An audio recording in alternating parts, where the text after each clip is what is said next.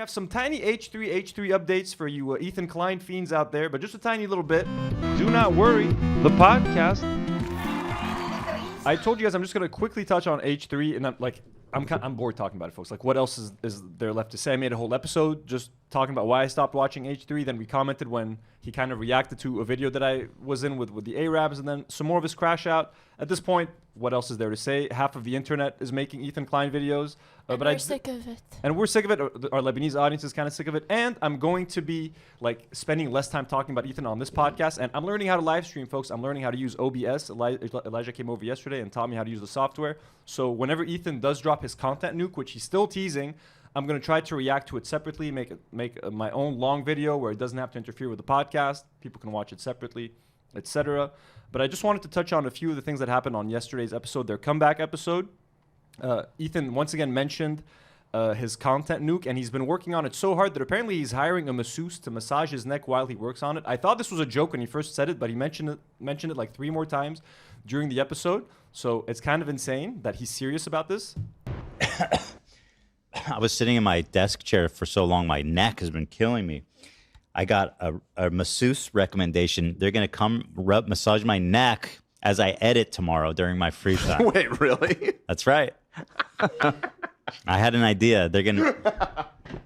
So he's working on a video to basically take down Hassan. And he said that he's working on a second part, on a part 2 of that video, where he's going to go after all of the orbiters that have been taking advantage of this drama and covering the drama. So he might theoretically talk about us in that part 2, which please, Ethan Klein, talk about us, because here's what he's doing. He's going after people who kind of can't defend themselves. So yesterday he spent like 50 minutes on his podcast going after this girl called Mika's Rhetoric. We follow each other on Twitter, actually. Here's her Twitter. Her name is Mika. Her YouTube channel is Mika's Rhetoric. She has 53,000 subscribers on YouTube, and she just recently made a video where she was talking about Ethan. It was called The Nuanced Conversation on H3 and Public Perception. It got 100K views, and Ethan just went all out on her yesterday. He made fun of her physical appearance. Look, I'll be honest, Mika seems like a very nice person. The video, the parts that I saw weren't maybe the best thought out, or it wasn't organized in a great way, but she didn't say anything offensive or anything that bad. But Ethan chose to go after her because I think he considers her an easy target. He doesn't. She clearly seemed afraid of him already on Twitter. She was saying that she had anxiety and she was worried about Ethan going after her. So of course that's the target that he's going to go after. He's not going to talk about me or react to my video on his show because I made some good points that he's not going to be able to argue. He's not going to react to Bat Empanada on his show because he knows that he can't really respond to what we're going to do. So what does he do? He goes after easier targets that he can bully and scare and intimidate. Here's just one example of him calling her a mouth breather and making fun of her physical appearance. And the whole crew joined in on the fun, so unfortunately, including AB and Lena. And AB, I'm disappointed in you again, my man. So let's watch this. I'm going to film myself gape mouth typing on my keyboard like a fucking buffoon. That's the nuance, Ethan. Fucking mouth breathing into the mic. What the hell, dude? I'm going to look up this clip right now. It's dude, oh my God, it's so easy to get views when you're just shitting on me. I mean, that's extremely mean. And speaking of which, as you guys noticed, this video is filtered. There's a filter on it because Ethan Klein has actually tried to sue the subreddit H3 Snark for using H3 clips, and he's blaming the subreddit for siphoning views from his YouTube channel. And Ethan is the king of fair use. All he does is talk about how he sued other creators that have tried to take down his videos for fair use, etc. So he's a fair use champion. Well, not if you're criticizing Ethan. If you're criticizing Ethan Klein, he doesn't want you using his videos because he thinks that you're stealing views. Here is part of the lawsuit that his lawyer, that someone from Snark was able to actually get. Finally, the infringing post containing the infringing clip results in market harm to the original work. Each view of the infringing clip siphons views from the original work. This results in less ad revenue derived from the original work. Further, if the conduct were to become widespread, like other Reddit posts containing clips from the work without any further commentary, criticism, or further insight, this would further exacerbate my client's lost revenue. So they're starting to complain that because of Reddit communities and people that are criticizing Ethan and sharing clips online, that this is taking views away from their podcast and leading to them losing revenue. It's extremely pathetic. It's extremely sad. This is what Ethan does all the time. They constantly react to other people's content and criticize them online.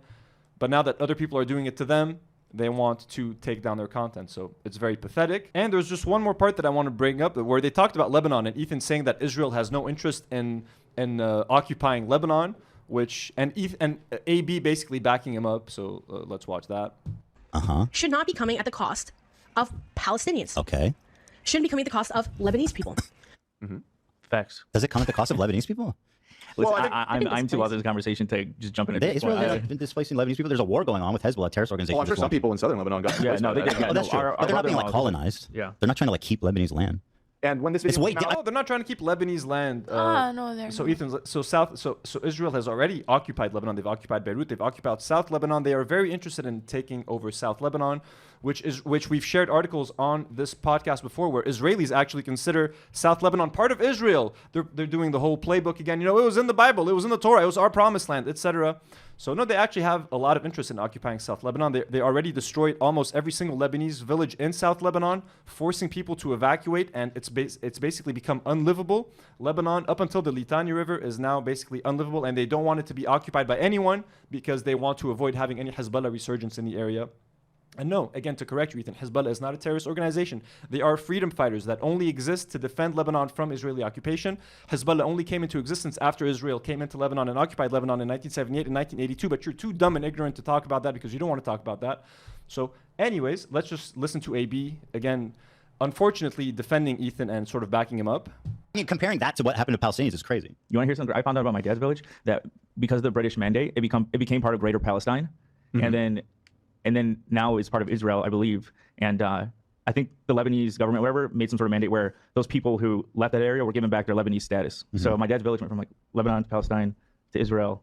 Back And to now they're Lebanon? just Or replaced. both? Yeah. shuffled around on the board. That's interesting. Yeah. Yeah, it's fucking crazy. I mean, it's a crazy situation there. Yeah. For sure.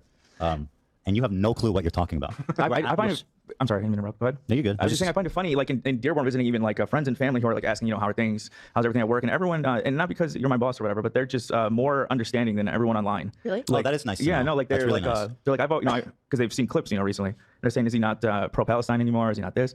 And you know, like explaining everything to them, and they're like, wait, he still says like free Palestine. I'm like, yeah. They're like, and people, they don't understand that as a Jewish person, even that you're gonna get so much shit on your side.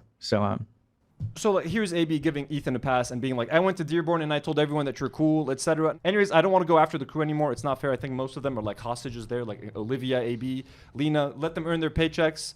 It's not their place to stop Ethan at this point. You know what I mean? They're under the boot of their Zionist CEO and boss, and if they want to keep their jobs. But anyways, that's it for H3 for this week.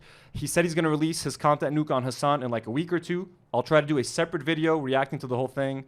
So less H3 on the podcast, more regular stuff. And Ethan. And so just here are some of the comments that H3 fans left on Mika's video. Just to show you the vitriol and just how toxic the H3 community is. And that was a community that I was a part of. Someone says, making yourself a victim before you even start the video is incredible. Good job, girly. Professional victim. Congrats, you and Aubrey Smalls are super sad people. Someone says you should definitely quit the internet. Bro looks like schoolboy 19 if he transitioned. Lol. The double chin, big forehead combo is crazy, bro. Mouth breather. Honey, makeup is supposed to hide flaws and emphasize positives. I don't know who taught you how to do it, but they did you immense disservice. I do apologize if you are colorblind, but otherwise, goddamn. So people just making fun of her physical appearance, etc.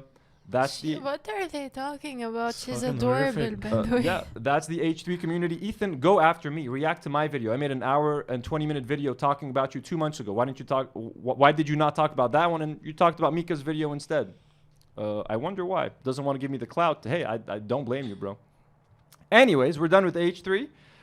For now, look to the channel for some live streams, folks. I'm going to be live streaming. Let me know if you guys are excited. I'm horrified, but hopefully we won't fuck it up.